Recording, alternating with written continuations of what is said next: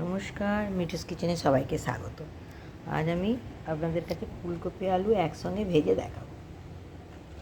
তার জন্য কড়াই তেল দিয়ে দিয়েছি, তেলটা গরম হচ্ছে। আগে একটু ফুলকপিগুলো আগে দেবো, একটু ভাজা হলে আলুগুলো দেবো।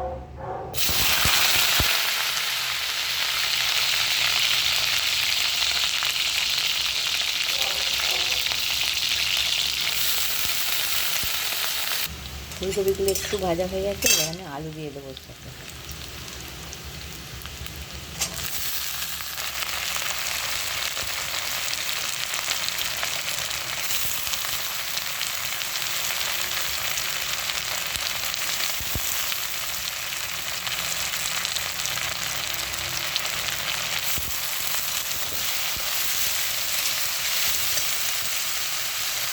এবার দিয়ে দেবো একটু নুন,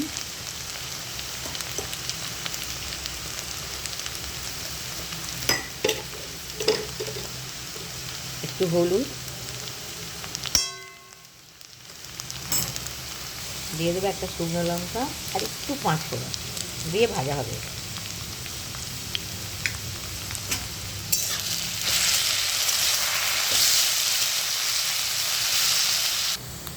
ফুলকপি আলু ভাজা হয়ে গেছে।